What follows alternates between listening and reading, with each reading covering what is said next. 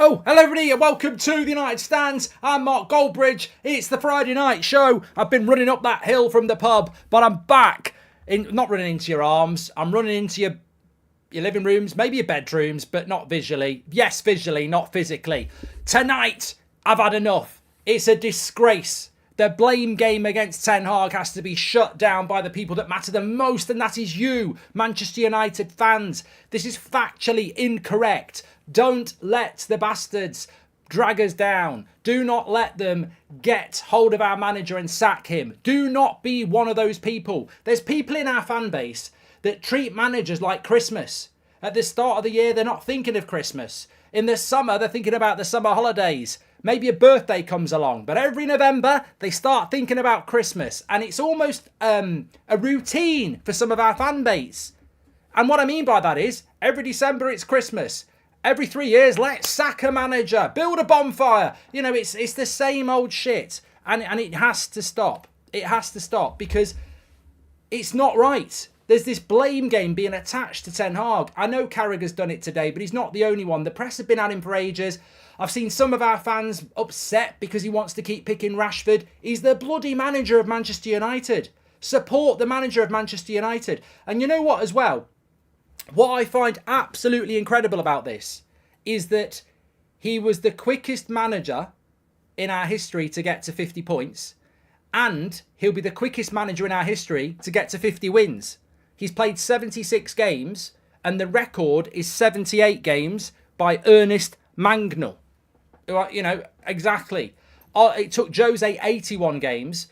Ten Hag is on 76 games and 49 wins. And we're talking about sacking a manager.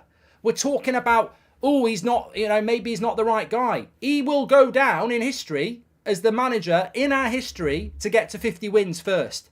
And people are thinking about sacking him. It's incredibly thick.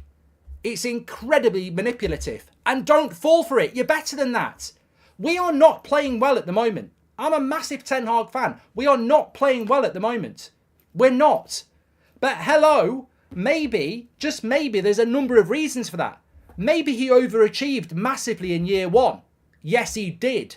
He inherited a bag of shite. The worst ever Premier League Man United side. 59 points. First time in our history. He inherited that team and took it to third place in a trophy. And everyone thought we were back. We were never bloody back because he overachieved. The Glazers have been selling the club for nearly a year. The upheaval there. They refuse to spend money in January. They can't get rid of players. We don't know who's buying us. The whole of the defence is bloody injured. We've had a bad start to the season. And people are thinking about sacking him. It's incredible. Absolutely incredible. And on top of all of that, it's not necessarily his fault.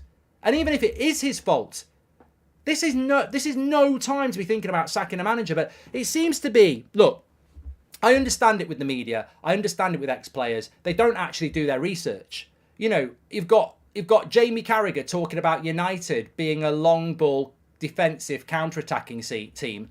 We're not a defensive long ball team. We're winning the ball high up the pitch. We've got to be one of the best pressing teams in the league to win the ball high up the pitch the most.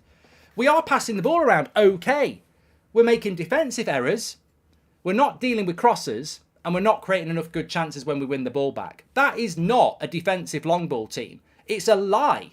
It's a lie that people can type into the media. It must be really frustrating for Ten Hag when he sees it because, you know, I get people lying about me all the time and, you know, you get used to it. But as a manager of Manchester United, when you've got commentators on national TV who get listened to telling the world that it's time to put pressure on Ten Hag, he's a long ball defensive coach. And you must sit there at home and go, do they even look at the fucking stats? I shouldn't even have to do an interview. You know, they've got these complete and utter Zooms talking to the press, talking to the nation, lying. Well, not even lying, thinking they can read a game they used to play. It's incredible. But what I worry about most of all is United fans. United fans, and I sense it. I don't know whether it's subconscious or not, but they seem to think some of them are turning on the manager. And I'm like, you are a fucking problem in our fan base. You are. I'm sorry, you are, because I get told I'm a problem. You know what I got told. You know what I got tagged into the other day. 7-0. You beat Crystal Palace. Mark on career mode. We need Mark in charge on Manchester United. As Ian, did you see the rest of the stream? Cal, welcome to Members Club. Hi Mark. I've been down a local uni pub for a few beers as well. Out to a club later, but had to make sure I was back in accommodation for this. Yeah, you don't want to miss it, Daniel. You don't want to miss it, right? So I got tagged into something today on Twitter. This show's going to go like this. We'll be all over the place. I got tagged into something today on Twitter, right? Had about 200 retweets, let's say 1,000 likes, the Goldbridge effect. I'm taking the piss.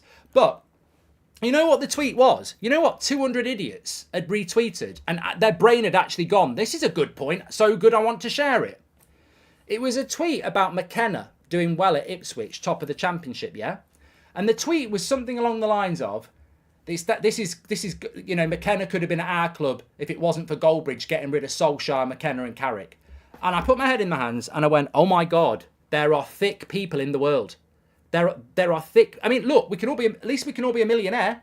You know, with that many thick people in the world, we've got a great chance of making money. But in general, selling ice cream, you know, selling cars, there's idiots out there. And there's quite a few of them. How has it got anything to do with me that Ole Gunnar Solskjaer got sacked and McKenna got sacked and Carrick got sacked? It's got nothing to do with me. I actually backed Solskjaer, as many of you know, longer than most. I didn't sack Ole Gunnar Solskjaer, he sacked himself. He was fucking rubbish at the end. He got stuffed by Leicester, Watford and Liverpool. He had to be sacked. McKenna went to Ipswich in League One and, you know, did his apprenticeship and he's a good coach. He wasn't ready at Man United. What are these idiots on? McKenna's top of the championship doing well, so we should have kept him 3 years ago when he was doing shit with Ollie and Carrick. I don't know what people are thinking. I do not know what people are thinking. It's incredible. Absolutely incredible. It's like somebody being a really good accountant when they're 18 and you want them to work for you, but wanting to employ them when they were 12, when they weren't good at accounts. You know, they were still learning what they were doing. McKenna's doing a great job. Carrick's doing a great job. But they weren't very good at Man United with bloody Solskjaer. And the anecdotes from numerous players were there. But more importantly, the results were. But we fall into this trap. Jay says, this is proof that Manchester United job is difficult. The club hasn't won a trophy in 10 years. The board overspend on players and the fans expect you to win the league, says Jay. And also, it's simply evidence of ex-players turned pundits striving to maintain their relevance. You know what it is, P? You know what it is? No Premier League manager's been sacked. And they're thirsty. They're bloodthirsty. You know, this is what it's all about. No Premier League manager has been sacked. So you look down the Premier League and you go, oh, Sheffield United, boring. Don't want to sack him. Deitch won't get sacked. Poch isn't going to get sacked. They like him. You know, there's 7 or 8 teams doing well. Ten Hag, he's on the dartboard. And that's what it is. That's media tactics. And all these ex-players who've got to, you know, they've got to do articles and they've got to go on Sky and BBC and that. They want to say something. They want to say something interesting. So they just talk shite. Oh, Ten Hag's had enough time. Get rid of him. He's had, there's nothing I'd love more than to sit on the panel on Sky Tomorrow or Monday Night Football or Match of the Day in front of one of these wallies who say it's time to have a look at Ten Hag. And I'd say, is it, Gary? Okay, can I have my say now? You can give them 5 minutes. In fact, let them keep digging a hole. In fact, I'll pop down B&Q and get a spade for him. Let them keep digging. You keep going. You keep telling me why Ten Hag's shit. Keep going. Keep going. I'll be patient. Just come to me and I'll sit you down in 30 seconds. But you can talk for half an hour. It's just anecdotal, this is. Right, you finished telling us why Ten Hag's not the right manager, have you? Okay. First season took us from worst Premier League finish ever to third comfortably and 2 cup finals in which he won 1. First manager to get to 50 points in our history and first manager in our history to get to 50 wins. And he's going to do that in the next 2 weeks. So you're telling me a manager that's going to get to, first time in our history, 50 wins, quickest, in the next 2 weeks, whether he beats Man City or whether he beats Fulham or whether he beats Luton, he's going to do it. You're telling me we should be sacking that guy. And watch their mouth drop. Watch their mouth drop. Because there's no comeback to that. Yeah, but you're not playing well at the moment. No, we're not playing well at the moment. But he's going to be the first manager in our history to get to 50 wins. That is the first manager in our history to get to 50 wins. Yeah, but he's not doing well at the moment. Can you fucking listen to what I'm saying? He's going to be the first manager in our history to get to 50 wins. That's collective over his short tenure. And you want to sack him for the first few weeks of the season, which, let's be honest, have been horrific in relation to injury. You know, we've had the Greenwood thing, we've had the Anthony thing, we've had the Sancho thing. It's incredible. It's absolutely incredible that people want to put this on Ten Hag. And what disappoints me the most is that we spoke about this in the summer and we said, and I remember saying, we will get battered 3 or 4 times this season. It's already happened against Brighton. That's 1 out of 3 or 4. I could see it coming. You could see it coming. And we collectively said, it cannot be another manager that gets sacked. We can't go down another manager being sacked. And everyone agreed. And then yet here we are in October, and you've got Wally's starting to talk about sacking the manager. It's absolutely incredible. Newsflash, we don't have the budget to sack a manager, let alone hire a new one and offer them a transfer budget, says Nick. And this, to me, is the first time I've been happy that Man United are broke, because they cannot afford to sack Ten Hag. They can't. They haven't got the money to do it. They're actually thinking about giving him a new contract. They've committed massive amounts of money to his players. You know, Anthony, 85 million. Højlund, 60 to 70 million. Martinez, over 40 million. You know, we've spent 55 million on Mount, 50 million on Onana. We've spent a shitload of money, you know, 350 grand a week on Marcus Rashford's contract. They're up to their necks in Erik ten Hag. So at least I know that there is very little chance of him getting the sack. And that makes me very, very happy, because I just do not think this is the right thing to do. And as we've said so many times, you're very intelligent people on this community. We've built it over years. You're very intelligent. We don't always agree, but you know what you're on about and you're passionate.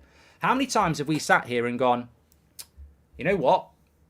If you sack another manager, you've got Ten Hag's players, you've got Ollie's players, you've got Mourinho's players, and you've got Stille Van Gaal's players. So you bring De Zerbi in, he's going to want De Zerbi players. He might not want Ten Hag players, Ollie players. It just becomes more of a mess. Whatever happens with Manchester United, and if I'm Sir Jim Radcliffe, whatever happens with Manchester United, we've got to stick with Ten Hag for at least another 2 years and let him at least clear the shit. If you're going to sack Ten Hag, this is one of the greatest points I've ever made. If you're going to sack Ten Hag, what you want to do is back him for another 2 years and get rid of the shit he doesn't want. So that if you do sack him in 2 years, whoever comes in, they're just changing a Ten Hag team. You don't want someone coming in now and going, I've still got Ollie players, I've still got Mourinho players, I've still got Ten Hag players.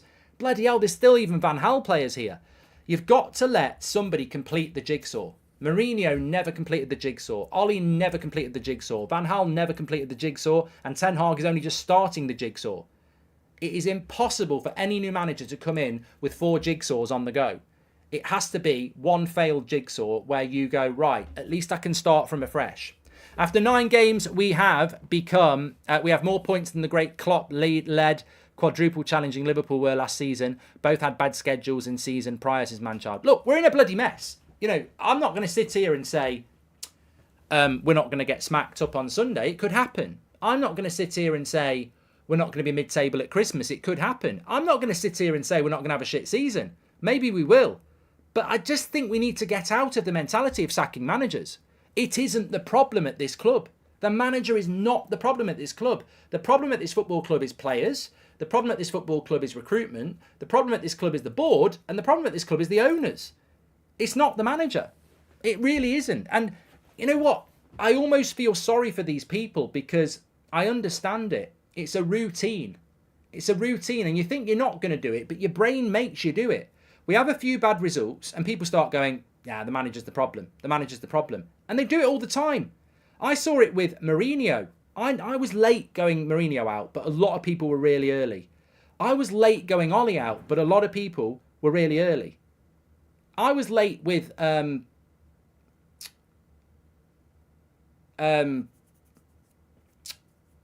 I'm not going to go with Ten Hag. It's just not going to happen. Mario Franco says, I'll repeat this again. Ten Hag wanted loads of players sold and replaced by people who could play under his system. Only got 50% and 16 injuries, says Mario Franco. Yeah, I agree. Go Goldbridge just lagged. But, you know, I think it is getting to the point where enough is enough. And I want to make it very, very clear that we will lose some games. We're not playing good football. But as a Manchester United fan, you're the most important voice. And what you think matters. And if you're starting to turn against the manager and you're starting to listen to these people who want the manager gone, whether it's so-called fans of United, whether it's ex-players, whether it's the media, I'm telling you now, and I don't want to be a dictator, but I'm telling you now, they're wrong. They're wrong on so many levels. They're wrong on the fact that the way they're talking about the way we play, they've not done their research. They're wrong in relation to the issues that we've got are the real factors, not the manager. And also, as I said, this is a guy, I don't want to keep labouring the point, but this is a guy that's going to hit 50 wins before everybody has ever had in our history. And I think things are going to get difficult. I think things are going to get hard. But I think we've got to stop it. We've got to stop it.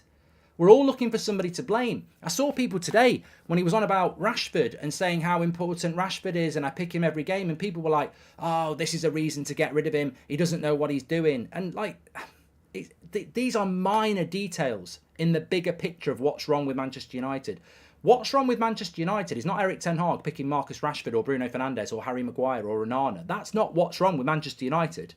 Even if Garnacho comes in and Rashford gets benched, we're not winning the league.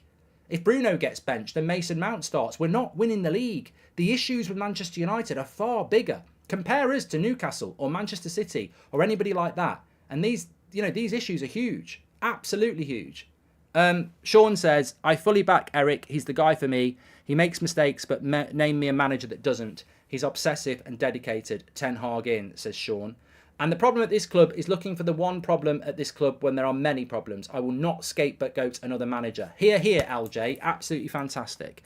And it's been hard, says Shahin, for us, but we've been bad for only 2.5 months. Before that, we were finishing third. People are too quick to react, says Shahin. Look, I don't like Liverpool. They're our biggest rival. I don't like them. But you know what? As a fan base, we could do a hell of a lot better. And I hate to say this, we could learn something. Liverpool had a horrific start last season. They would never turn on Klopp. They wouldn't, because they appreciate what he says, they appreciate what he's done, and they appreciate the vision he has. Now, I'm not saying that Ten Hag is Jurgen Klopp, but we need to have a little bit of that. There is a blame game to be played. There is a blame game, but it is not Erik ten Hag. I mean, look, I'll give you a positive example of what the problem is. You know, Harry Maguire's back in the team. Apparently he said, you know, I don't know where I read it. I think it was The Independent. I've never heard such bollocks in my life. It's not a direct quote from him, so I'm not blaming him. But it was some sort of bollocks that Harry Maguire decided not to go to West Ham because he knew Martinez had an injury and he knew Varane was injury prone, so he knew he'd get his chance to play. And I thought, what a crock of shit. In the summer, he was 5th choice centre-back. He was behind Luke Shaw and Lindelof as well. So... But this is a good example. I'm not saying Maguire's not playing well at the moment. He is. I'm not saying that McTominay hasn't scored goals for us lately. He has. But that just shows you part of the problem.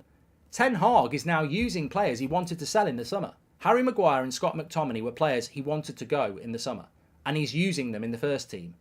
It tells you the problem. Now, they're playing well. And look, let's hope they do keep playing well. But my point is, it's an example in a positive... Anthony Martial, another player he wanted to get rid of, is having to play regular minutes.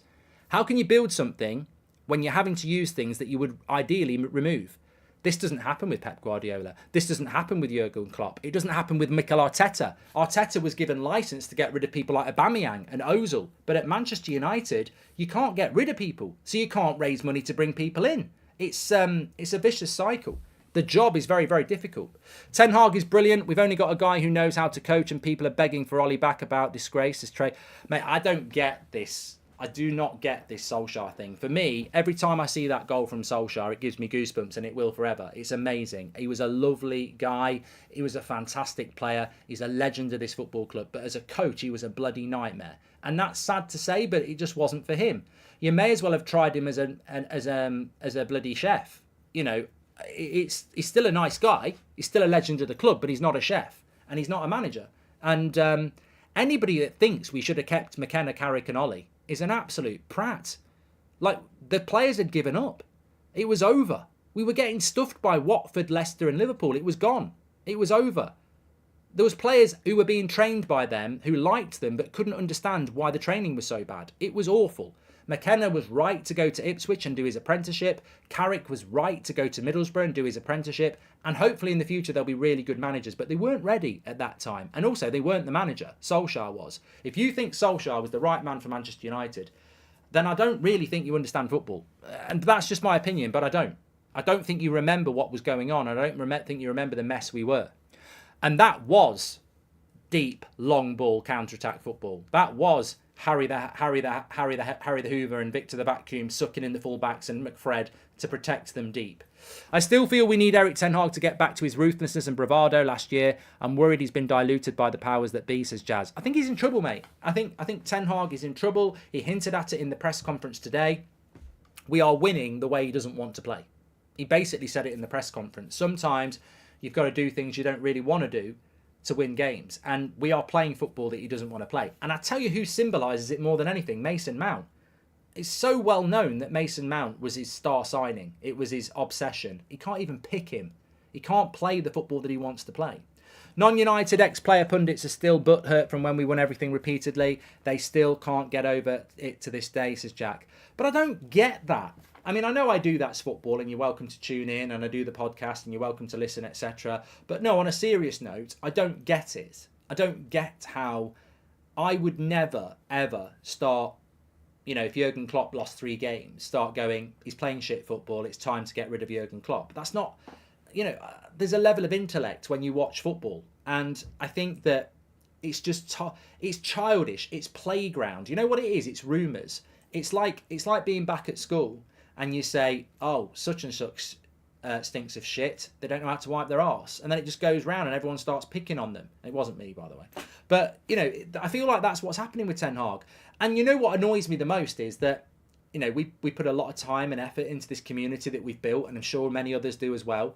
And we never are motivated by, you know, making something up or, you know, being sensationalist. People level that at us, and it's not right. It's not fair. You know, we still get called negative, and yet we're so behind the manager. We're so behind the team, and more than most are. So what gets on my tits is you get leveled as being clueless, toxic and everything else as a fan community. But then you've got, you know, the likes of Carragher and others making shit up about our manager and putting pressure on him. I mean, at the end of the day, when you call it what it is, they are making stuff up about a manager to make their job difficult and ultimately maybe make them lose their job. How is that not toxic? How is that not, you know, bordering on harassment in a sense? I don't mean criminal harassment, but it's fanciful. It's not even true. Mark, if we make Mount play like Bellingham, I think he can change our midfield, says Philco. Yeah. Let's make Harry Maguire play like Sergio Ramos as well, and you know, maybe Martial can fill in as a young Benzema. Can I ask the difference between Erik Ten Hag picking Rashford and Southgate picking his favourites? Earlier you said all managers have favourites, says Aryan. They do. There is no difference, and it's a good question. There is no difference between Gareth Southgate picking Harry Maguire and Calvin Phillips when they don't play, and Marcus Rashford picking Erik Ten Hag picking Marcus Rashford. There's the same. There's no difference between Jurgen Klopp picking Mo Salah every game. Everybody has favourites. You have every right to criticise or disagree, as the better word, with those favourites. I don't agree with Rashford starting every game, because I think that, you know, he's been bad for a while now, and it might do him good to be dropped. In fact, logically, drop him, not against City, but, you know, there has been games where you could drop him and then bring him on for the last 20 minutes against the tired defence when he's fresh and he might score. So I would have done it. Not because I don't like Rashford, because I think it might have been worth giving it a try. However, I'm not the manager. Erik Ten Hag is the manager. And if Marcus Rashford is a player that he wants to build his team around, what's the point in dropping him? And what I know as well is that when Rashford starts scoring, he'll start scoring every week, like he did last year, and he was a massive part of why we got third place. So maybe Erik ten Hag is loyal, or maybe it's that he sees him as a fundamental part of his team, because I get that. What Southgate does, look, he still qualifies for Euros, he still qualifies for World Cups. Everybody has favourites. Mourinho had favourites. It doesn't matter having favourites when you're winning. You come under scrutiny when you're not winning. But it's not a reason to get sacked. And it's certainly not a reason to stick up for Jadon Sancho when he publicly undermined you, the manager, his teammates and the club. Yeah, keep your questions coming in. Good question, though. Not afraid to answer it. Erik ten Hag is not elite. Not saying sack, but be realistic, says Keel. Well, you are. Why is he not elite, then? Qualified for the Champions League, got us to 2 cup finals, started the season badly. Got to a Champions League semi-final with Ajax, won the Eredivisie consistently. Ajax have been shit ever since. Why is he not elite? And what do you class as elite? Because if you're saying he's not Pep and he's not Klopp, I agree. But I'm not putting him in the category of as a De Zerbi or a Pochettino or then, as a good manager. There's not many elite managers out there. I mean, Ancelotti's elite, Pep's elite, Klopp's elite. I mean, who else is elite? So, and why do you think we should have an elite coach, you dick? I'm talking to somebody in the chat there. Kyle says, that's not elite. Why do you think we should have an elite coach? All right, mate, you go and get us Jurgen Klopp or Pep Guardiola and Ancelotti. I'll love to see this. What makes you think we can get an elite coach? You can't. You literally can't. You're stuck in the fucking 90s. You can't get an elite coach to Manchester United. We tried to get Jurgen Klopp. He said it was Disneyland. Pep Guardiola wouldn't come anywhere near us. We had an elite coach in Mourinho and we fucked it up. So, there's your answer. We've had an elite coach and we fucked it up. It's the biggest example that it's not on the manager is Jose Mourinho. I said to you 3 weeks ago, it's the one manager we got rid of that I regret. I regret it. I never wanted to be Mourinho out, but it got to the point where you had to be. And I regret it to this day. Because the reason, I don't think Zidane's an elite coach. I don't think Zidane's an elite coach. I think he's a good coach, and I recommended him to come to United. I don't think he's an elite coach. He's won 3 Champions Leagues in a row with one of the best sides there's ever been. I get that. But I don't think Zidane's an elite coach until he goes somewhere else and does it. Because there's a lot of question marks about that. I think he might be elite, but I don't think he's definitely elite. But yeah, I mean, I've said it before and I'll say it again. I was Mourinho out. I understand why he got the sack. But in hindsight, we fucked that up big time. Because we had a manager there that we didn't back. We didn't back him in the summer before he got sacked. He finished second. We didn't back him financially. And then we listened to players. And we didn't let him sell the players he wanted to sell. And we didn't let him buy the players he wanted to buy. And then we listened to the players who undermined him and got him sacked and gave up on him and down tools. We know they down tools on him because when they brought Ollie in, who was the definition of caretaker, they suddenly started blasting everybody. But before that, they couldn't string 2 passes together. And that's the example of what the problem is at Man United. That's how difficult it is to coaches. One of the world's best ever managers couldn't succeed because of the limitations at that football club. So that's another lesson for me, is that when we start thinking about blaming the manager, you've got to look at why Van Gaal failed. You've got to look at why Mourinho failed. And you've got to look at, have we improved on any of those reasons why they failed? And we haven't. There's no different mentality at Man United about how we do things since Van Gaal or Mourinho left. We haven't learnt anything. Do you think we overachieved last season? We did better than I was expecting considering the state of things, says Reese. Mate, I absolutely 100%. And Zidane rejected us before we got Ronick, says Shahin. Yeah, we get, people don't realise we get rejected. We get rejected by top managers. Like we've been rejected by top managers because we're a bloody mess. Good managers don't want to come to Man United. Elite managers don't want to come to Man United. Where's the open checkbook? What's the infrastructure like? What's your recruitment like? Fuck that. I ain't coming anywhere near you. It's a bloody mess. You're going to ruin my Wikipedia page. But no, I said that at the start of the video and I would say it again, that when it comes to,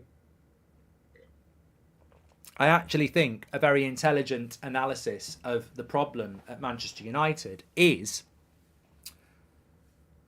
that Ten Hag overachieved last year. I actually think if Ten Hag had finished 5th last year, everyone would have said, well, that's an improvement. It's a long job. It's going to take time. And I think we are paying the price of last season as well. Because somebody might quite rightly say, well, if we finished 5th last season and we started this season like this, it'd be under pressure. But if we finished 5th last season and we didn't win a trophy, we'd have played a lot less games. I mean, we played a ridiculous amount of football. But I predicted at the start of the season last year, and I predicted in January last year, that we were going to struggle to get top 4 or win a trophy because we didn't have the squad to do it. And he still did. He overachieved.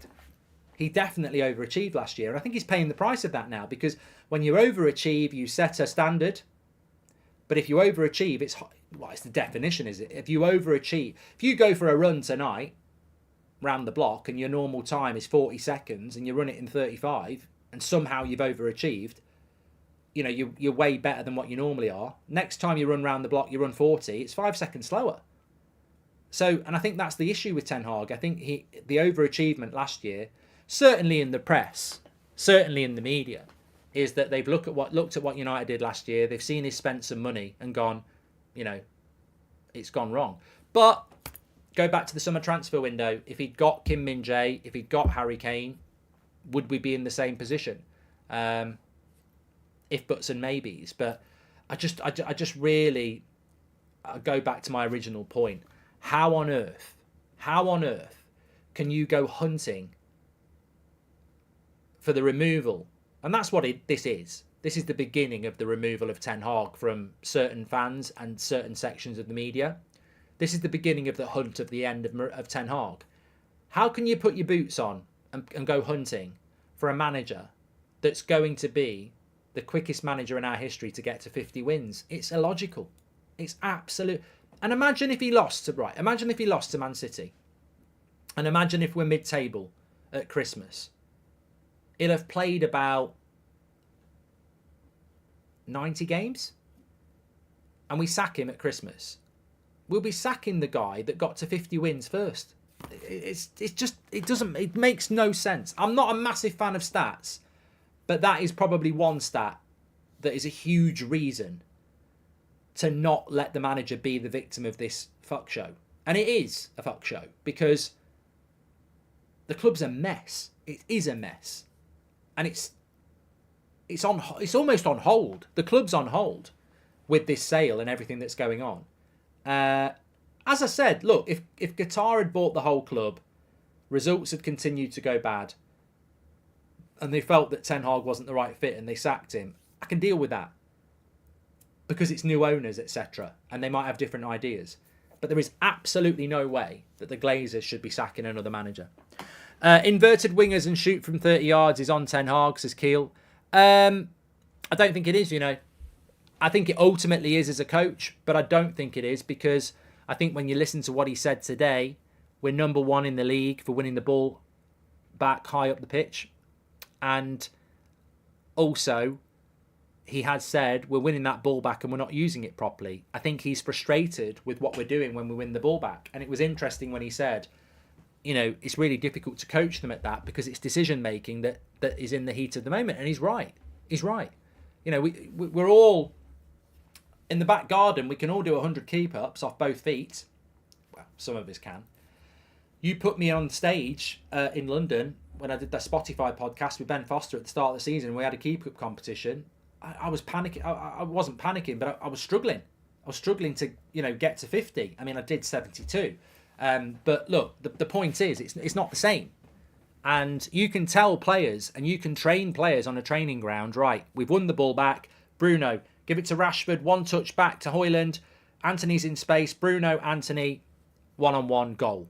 We can all do that in training, but there is a mental block with these players to do that. And I think it's a little bit hypocritical as well to put it all onto Ten Hag. We're winning the ball back better than anybody else in the Premier League. That's a massive improvement. We're putting more crosses into the box than most teams in the Premier League. Last season, we weren't doing it. So there's some distinctive areas of improvement that are very encouraging. But people then go, well, it's Ten Hag's fault that we're not creating the chances when we're winning the ball back. But maybe he's telling them what to do. But they're not doing it because they get stuck in the moment. And remember, These are players that are renowned for bottling it. These are players that are renowned for when they go 1-0 down, losing their heads. So if they haven't got the mentality and calmness, it will show itself in many different ways. And we know Ten Hag's trying to work on that. Ari says, I refuse to sack another manager until we give him time to do what he needs to do. We won't succeed until Rashford and Bruno get dropped for not performing. But, Ari, I don't think that's the key to the kingdom either. Zidane never learned English because he has never wanted to play or coach in England. People in the chat need to get a grip talking about Zidane, says Jason. Mark, why haven't you and everyone else, Ilyas? I don't do politics, so I know what you've spelt Palestine completely wrong anyway. I don't do politics and I don't get involved in it because ultimately it's a football channel and I'm not a massive believer in that sort of thing. Suffice to say, I'm not a fence sitter and I detest the killing of innocent people regardless of whatever sides or religions or battles that are being fought. I don't like violence and I don't like innocent people dying, and that's the stance I take. I don't get into anything else more than that. Arsenal, a better run club now, but Emery was scapegoated there and at Villa, and he has a fullerish imagine Erik Ten Hag under a good ownership model, says Raz. And that, you've just nailed it, mate. You have just nailed it. I'm absolutely talking about that. I just want to see a manager at Manchester United, preferably Ten Hag, given the tools to succeed. And if we did bring in this CEO who used to be Blanc at Juventus, and if we do bring Paul Mitchell in, and we give it a year, 18 months, I just want to see that. I'm fed up of getting rid of the manager and keeping the same players. Alan, again, people are knocking the nails in here. It's absolutely spot on. Mourinho wanted rid of players that are still at the club now. That's 3 managers ago. Ollie, I don't know whether Ollie wanted to get rid of anybody. Didn't seem to want to, did he? Rangnick said we needed open heart surgery. I guarantee if you said to Rangnick, what 11 players did you want to go? He'd say 8 are still here. Ten Hag wanted to get rid of players that are still here. There's probably players that Mourinho wanted to get rid of still here. That's incredible. How can you succeed as a football club when you don't get rid of the deadwood? Total Football. If we end up sacking Ten Hag, I'll be genuinely gutted because I think if you trust him, he can do what Arteta's doing now and better.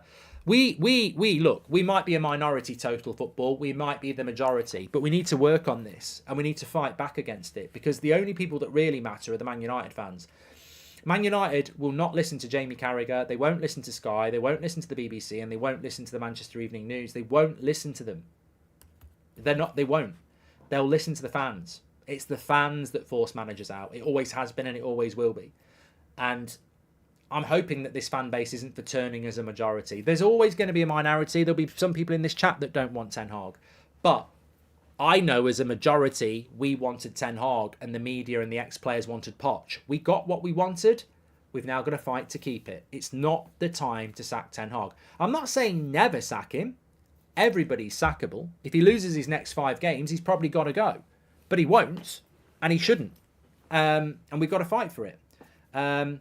I would say what I do is every time I get disappointed with the United result, and I've given Ten Hag like 3 out of 10 after a game recently, I'm not going to not criticise him. He does deserve criticism, but I'm not going to go to the sacking because whenever I get pissed off with United, I know where the blame lies, and it's in a multitude of areas.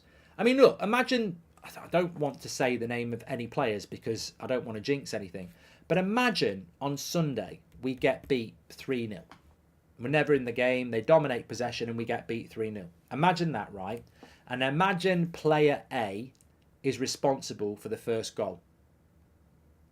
And player A is a player that we know in the majority shouldn't be here anymore and has made so many mistakes over the years. And, it doesn't matter whether they have a renaissance or not, they're not good enough. Is that on Ten Hag?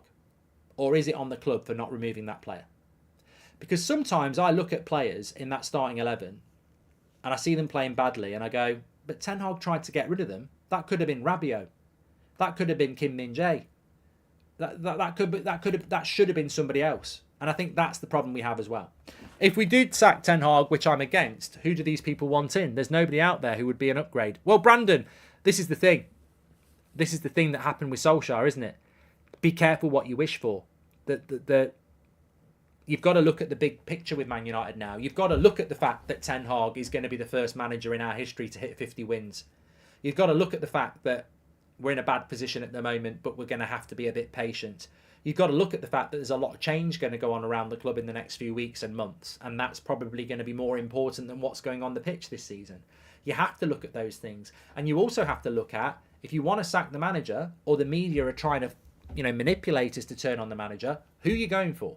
Because I'll tell you something for free. If they sack Ten Hag, it's Darren Fletcher. That's who's managing Man United till the end of the season. They've already done it with Solskjaer. They will not be able to get a manager in, and they won't get a manager in until the summer. Because to take a manager out of a football club that's good enough in November, December, January is bloody expensive, and that's why they didn't do it before. And that's why we ended up with Rangnick. And that's why we ended up with Solskjaer after Mourinho. We've done it twice. We've sacked a manager at Christmas, and we've never gone for a permanent coach. Ollie replaced Mourinho. Rangnick replaced Ollie. So if you want to sack a manager, you've got to think about what they're going to do, because they're not going to sack him and get Pep. They're not going to sack him and get De Zerbi. You try and get De Zerbi out of Brighton. You're going to need the best part of 40 million for a start. Then he's going to want to buy players. So all these people saying sack a manager or starting to think about sacking a manager, if you want Darren Fletcher in charge, go for it. And I've got nothing against Darren Fletcher. I'm just saying it will be an interim stopgap plaster. And then in the summer, it will be another interview process for somebody who will have to spend another load of money, and it will go wrong.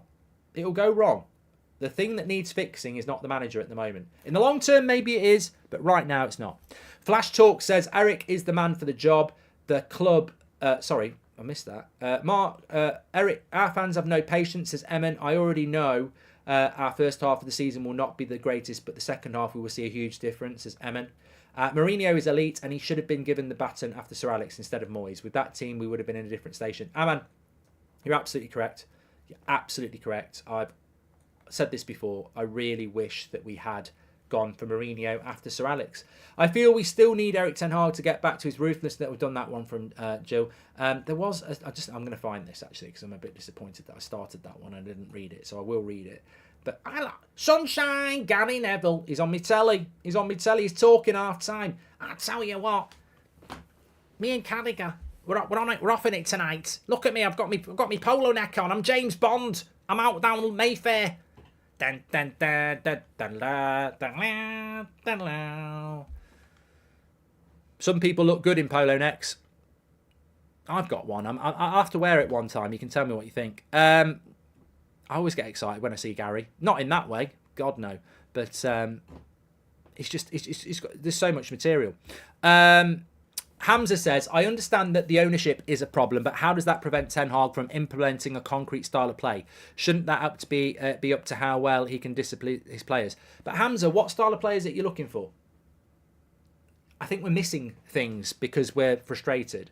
Even I do it. Even I say, we're just relying on moments at the moment. Our best attack is counter-attack. But I'm missing it. We're all missing it. We're number one in the league for winning the ball back high up the pitch. We're number two in the... I think we're number one in the league for key passes into the penalty box or something like that as well. We're not... Our stats around, winning the ball back, passing, key passes, crosses into the box, they're not that bad. We're not playing deep counter-attack football in the sense of long ball. We are actually winning the ball up high up the pitch. It's what we're doing with it there. We're not technically that far off. We are struggling for an identity. I completely agree. We are struggling for an identity, but we're not. It's not like we're a million miles away. When you look underneath the blanket, it's quite nice. There are some components there that if we just improve what we do with possession in the final third, which we've always struggled with, then we're not far off. There are some fun, and this is what pisses me off about Carragher, what he's saying. Like, there are some fundamental facts there about the way we're playing this season that are, when you look under the hood, are quite encouraging. Mourinho is elite and he should have been given the baton after Sir Alex, says Aman. I've read that. Eamon says, oh yeah, we've done that one from Eamon. Erik is the man for the job. The club apparently bought into his long-term vision. Maybe we need short-term pain, long-term gain, open heart surgery, says Flash Talks. Thank you very much for that. Love the show. United win on Sunday, says Lewis. I'm hoping so. I'm hoping so. Josh says, lots of injuries don't just hurt the first team selection, but it drops the level in daily training as well. Erik ten Hag all the way. And Ilyas says, more than a sufficient answer. Thank you very much. Brandon, if we did sack ten Hag, I've done that one, haven't I, as well? Total Football, we did it as well. I thought there was one I hadn't done. Oh, Nick P says, Ten Hag picks Rashford because he's a difference maker and a moments player. In an elite team, you would be dropped, but we're not an elite team. And do you think we overachieved? Yes. Right, I've caught up there. I think that's a great point from Nick P as well. I'm not against the criticism of the results. They're not good enough. I'm not against the criticism of where we are in the league. It's not good enough. And I'm not against the criticism of some of the players. It's not good enough. But what I will say is, I wonder what the vision of Ten Hag is. Because maybe he's doing the best with what he's got. Maybe people like Rashford and Bruno are in the team because he knows Rashford can score goals. He knows that Bruno creates a lot of chances. But maybe in his dream team, like Pep can construct, maybe he doesn't have those players. Maybe he has different players. But maybe he's like... It's a little bit like what it used to be like for me as a kid. I used to go down around one of my friend's house and he had everything. Like he had the Death Star, he had, these big spaceships, he had all the figures, he had the Millennium Falcon, he had the Ewok Village, he had bloody everything in. He had a bedroom for all his Star Wars. It was like, living the dream. He didn't even want to play with it because he'd had it. He had it all. I just want to say, you go and play with your mum. Not in that way. Go and help your mum with the cooking. I'll play on my own. So he had everything. And then I went home and I'd have to use under the dining table as the Ewok Village. I didn't even have any bloody Ewoks. I had one. I had the Millennium Falcon. I didn't have the Death Star. That was the living room sofa. When my stepdad came in to watch the football, he sat on Darth Vader and my Stormtrooper. It wasn't... I had to use my imagination, is what I'm trying to tell you. My friend had it all. Pep. That wasn't his name. But my friend had it all. And I had to use my imagination with my limited resources. And I did have the Millennium Falcon, and maybe that was my Marcus Rashford. But I needed a lot more. And I think that, logically, that is the situation Ten Hag is in. People are judging Ten Hag like he's Klopp, like he's Pep, and like he's Arteta. And maybe he's not as good a coach as them. Maybe he is. But he certainly doesn't have the resources they've got. Arsenal went out and spent £100 million on Declan Rice. 65 million on Havertz. Get rid of Aubameyang, Ozil, whoever you want. Get rid of Xhaka. Man United can't even get rid of McTominay. It's not excuses, Alan. It's not excuses. Losing to Man City at the weekend will be unacceptable. Losing to Brighton and Crystal Palace at home is unacceptable. We've had some unacceptable results. But is Ten Hag the reason for it? And that's what I'm saying. We should not be using him as the fall guy, and he should not be being used as the fall guy. And this is an interesting point as well. Column says, I think the wingers are killing us. The fact we win the ball high and create nothing for our number 9 tells its story. Left foot on left wing.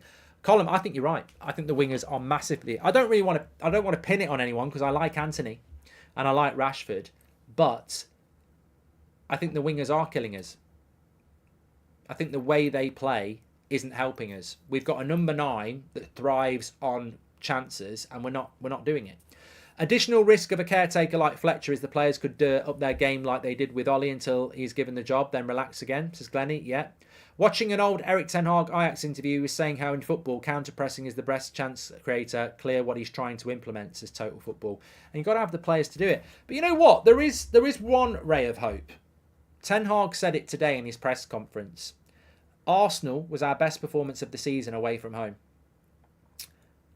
Spurs, we should have been 2-0 up at half-time. Bruno missed a sitter and it was a penalty.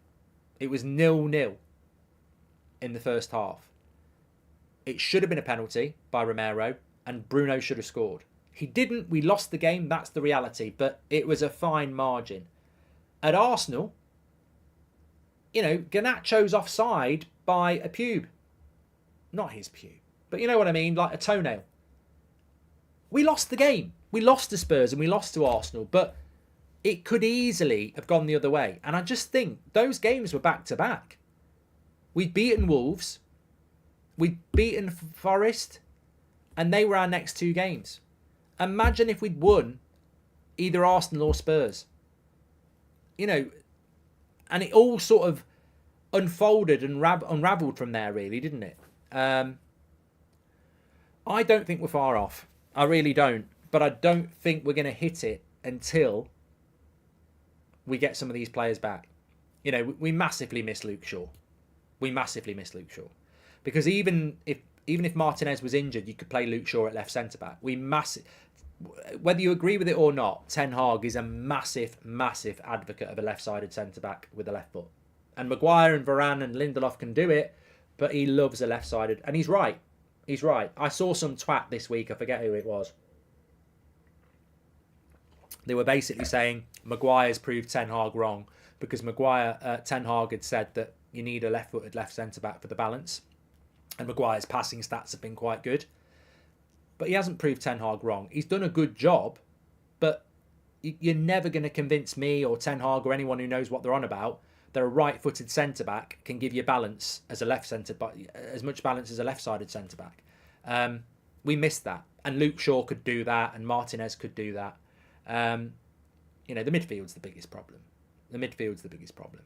If he sorts the midfield out, we'll start climbing the league. The midfield is the problem. We need to play the long game. Klopp and Pep won't be there for ages, and then Ten Hag can take advantage after years of managing, says Jazz. But you know what, Jazz? It's a great point. Thanks for the super chat. I do see Ten Hag as a 5 to 10 year manager, and he's only been here a year. And that's what panics me, is that I always saw him as a 5 to 10 year manager, and I think he wants to do that. And I also think United have been shit for 10 years. So for every year you've been shit, logically you should say, for every year you've been shit is how long it's going to take to get back. So having a manager, this is what excited me about Ten Hag. One thing about Ajax is style of football, project, development, you know, all the things that we need. I think I was always excited about Ten Hag to be a long-term manager. And I feel I'm scared that there's this momentum. They're trying to start a fire of momentum against him. And I will fight against it because I just don't think it's the right thing to do. And I might end up being a one voice singing in the darkness, or people might stick with me, and I hope you do. What's one basic thing we can do to get rid of this graveyard shift tag we seem to have for our strikers? Seems to carry through multiple managers, says Nick. You know what, Nick? I genuinely think the previous comment got it right. I think if you want to provide service to your striker, you've got to stop shooting. You've got to start moving the ball quicker. You've got to have a mindset that my job is to create chances for my striker. Man City last season, everybody knew it was about creating chances for Haaland, and he scored a shitload of goals. I don't think Man United's mentality is that. Do you think Anthony gets the ball and thinks, where's Højlund? Do you think Bruno gets the ball and thinks, where's Højlund? I mean, Bruno's very creative, but I don't think he's thinking, where's Højlund? I think he's thinking, where's Rashford? And do you think Rashford gets the ball and thinks, where's Højlund? That's a mindset change. We saw last season the likes of Anthony, Bruno, Rashford just shooting from 30 yards all the time. That takes time. And I think that the way that we solve this is with players that are focused on creating chances. And that's what we need. Anyway, look, you've been legends tonight. I love the Friday night show. Well, I don't know why I'm going home. I do. I really, really do. Can I just say as well, I have pinned it in the chat. It is Friday night. These are going fast. I've got to tell you, though, I think the link's in the video description for the Christmas show. We have had a few people... Oh, who's done that in the fucking description? Fuck off. I didn't say I was doing it. I've not done it. Bloody idiots. In the video description, you'll see the link for the Christmas show on the 11th of December. We've had quite a few people send in audition tapes to that'sfootball@gmail.com. We've not gone through them all yet, so don't worry. You've not been unsuccessful. We're going to look at... So basically, send us a 60-second clip in if you'd like to get involved in the United Stand in 2024. We're running like a United Stand's Got Talent. I'm going to be Simon Cowbridge. And on the afternoon of December the 11th, before the show in Manchester, we've got the place we're doing the show. We're going to set a table up. You're going to go on stage and have auditions. But if you want to have an audition, send us a 60-second clip to that's football media at gmail.com, and we will be going through those over the next 2 weeks. And obviously, if you want to be part of that show on the evening, we've got loads of things planned for you. Special guests being announced next week. Get your tickets while you can. Links in the video description for that. On December the 11th, it's the night before the Bayern Munich game. So maybe you want to make if you've got tickets, maybe you want to make a night of it, 2 nights of it in Manchester pre-Christmas. And the Christmas jumpers are selling fast. So if you want to get one of those, get them ordered now. They are knitted. I've actually got 10. I've gone and got 10, which reduces the amount we can sell. But I've got 10 to put in my sack that I will be giving out on the show. So 10 of you, which is a fair share, 10 of you on the night will be getting one of those. So there you go. Thanks everyone. Have a great night. Take care. It's 0-0 between Spurs and Palace. It's a bit of a shit game, to be honest. I've had it on, not really watched it at all. I'll speak to you all in a bit. We're back in the morning, and obviously we're building towards the Manchester derby on Sunday. Remember, the clocks go back in the UK, so although it's a 3:30 kickoff, it's really a... I don't know. Oh, it'd be a 4:30 kickoff, really. Well, no, I don't know what I'm talking about. Thanks everyone for watching. Take care. I'll speak to you all in a bit.